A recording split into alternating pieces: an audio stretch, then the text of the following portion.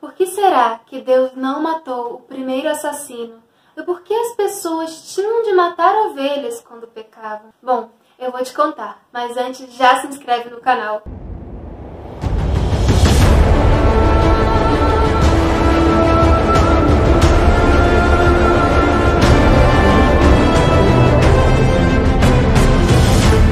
Olá, muito prazer, meu nome é Carol, sou cristã e historiadora e hoje vamos continuar a nossa jornada para entender o que é o pecado e por que Deus não podia simplesmente perdoar e deixar Adão e Eva vivendo no jardim como se nada tivesse acontecido.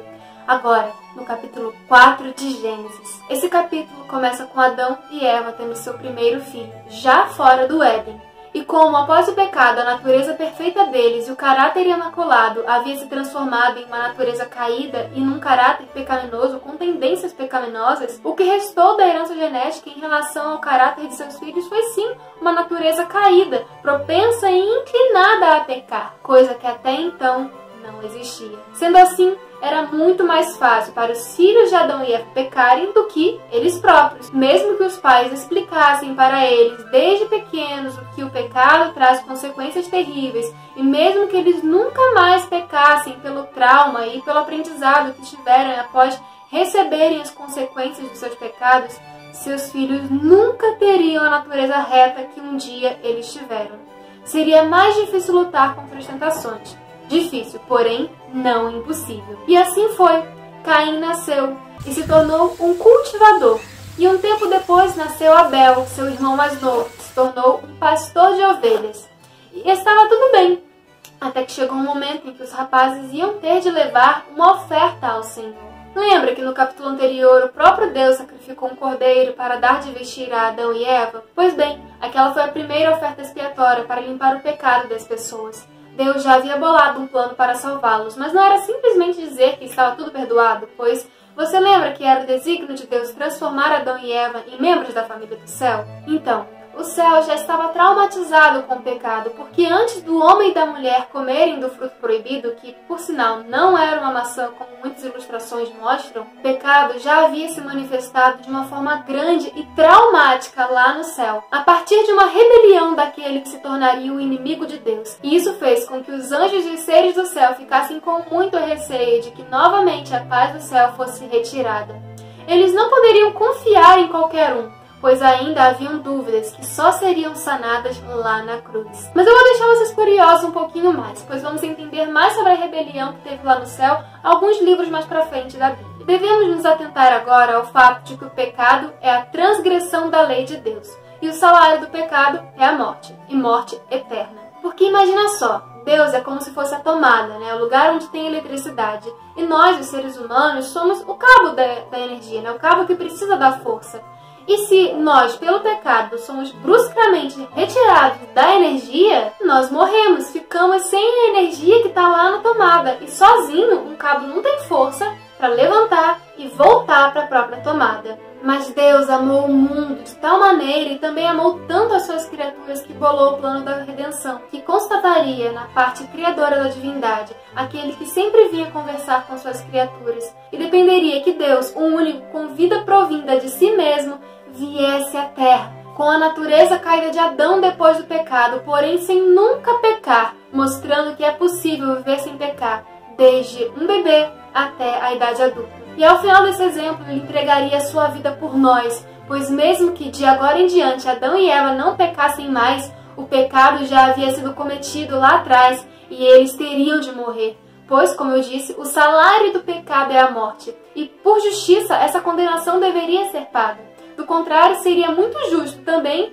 que o inimigo de Deus falasse que estava arrependido e voltasse a habitar no céu logo em seguida, e voltaria com suas mais práticas e finalmente exterminaria todo o universo. Esse plano foi feito, porém não seria agora que o Filho de Deus viria para ser filho do homem. Então, uma medida provisória foi tomada. A ovelha é um ser que vai calado para o matadouro, que chora, mas que não emite som. que se entrega na mão do seu abatedor sem reclamar. Então, desde o primeiro sacrifício no Éden, um cordeiro novo era sacrificado no lugar do homem, passando simbolicamente seu pecado cada vez que cometido para um animal inocente e puro, para que de forma literal fosse entendido pelos homens que o pecado traz consequências reais, a morte de um ser inocente que logo mais seria o próprio Filho de Deus. Aquilo deveria causar profundo remorso no ser que pecou, mas também uma profunda gratidão por sua vida ter sido poupada, e com isso deveria ter forças para evitar o pecado de todas as maneiras. Então agora foi explicado o significado e objetivo dessa oferta com sangue. E os dois irmãos foram ofertar ao Senhor.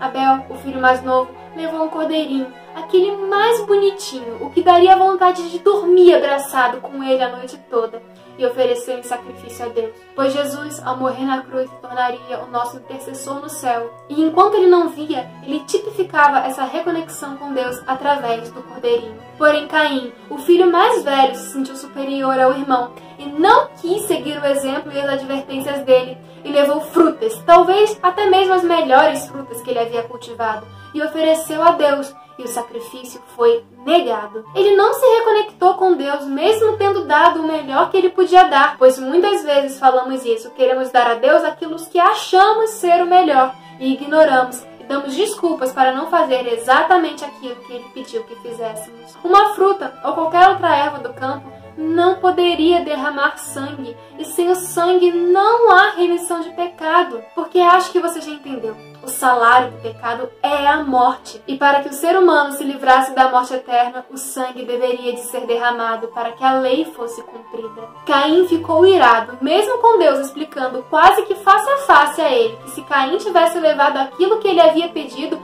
ele iria aceitar.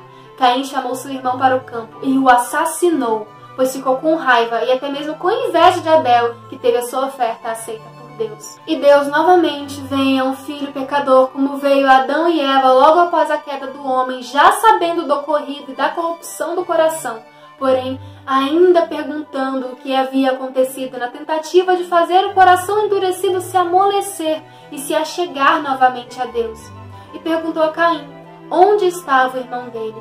E tentando esconder de Deus o que ele havia praticado, ele diz que não tem como saber do irmão porque ele não é guardador dele. Numa linguagem de hoje seria como se Caim tivesse dito: "E eu lá sou babá do meu irmão?" E em resposta a essa malcriação, Deus declara que ele já sabia o que havia acontecido, dizendo que o sangue de Abel estava clamando a Deus sobre a terra. Obviamente isso foi uma metáfora, pois o sangue não tem boca para falar, mas significava que estava exposto àquilo que ele havia cometido. E novamente Deus apenas declarou que consequência Caim havia tomado para si, pois cada ação tem uma reação.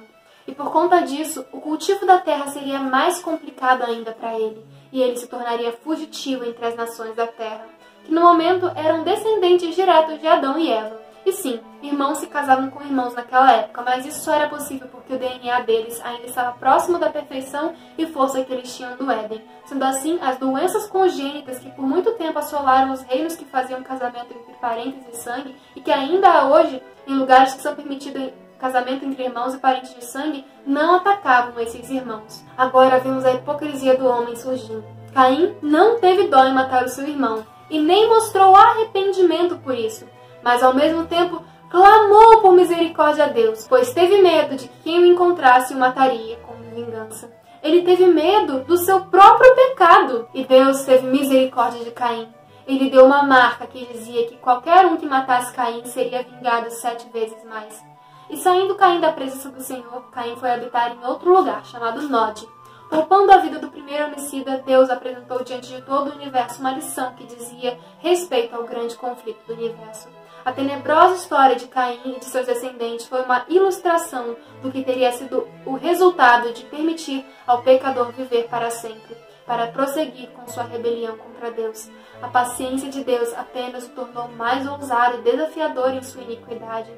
15 séculos depois da pronúncia da sentença sobre Caim, o universo testemunhou os frutos da sua influência e exemplo, no crime e corrupção que inundaram a terra. Tornou-se manifesto que a sentença da morte pronunciada contra a raça decaída pela transgressão da lei de Deus era não somente justa, mas misericordiosa. Quanto mais vivesse o homem em pecado, mais perdidos eles se tornavam.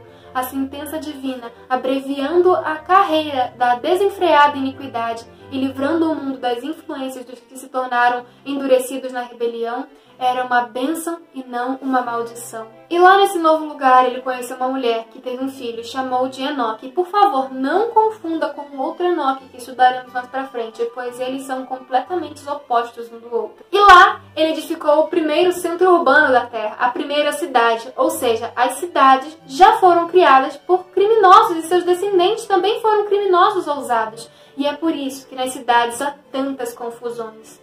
Elas já foram criadas com esse espírito, ao contrário do campo, que foi criado por Deus por meio de um belo e tranquilo jardim chamado Éden. Dos descendentes de Caim também surgiu a poligamia, pois um deles tomou para si mais de uma mulher. E esse mesmo descendente chegou em casa se gabando que seria protegido por Deus mais do que Caim foi, porque ele tinha matado 2 pessoas. A esse ponto, 5 gerações já haviam nascido, contando com Caim. E podemos notar que Adão e Eva ainda estavam vivos e gerando filhos, pois, como eu já mencionei, o DNA deles ainda estava próximo da perfeição do Éden, embora, pouco a pouco, e de geração em geração, se deteriorando, até chegar em nós, seres humanos tão pequenininhos que se Jesus não voltar logo é capaz de sumirmos um dia, e toda a natureza junto, porque tudo está se deteriorando junto conosco pelo pecado. Mas enfim, Adão e Eva tiveram mais um filho, chamado Sete, depois que Caim havia matado Abel, e esse foi tido como substituto no lugar dele. Não porque esqueceram do filho, mas porque o caráter de Sete foi puro e reto.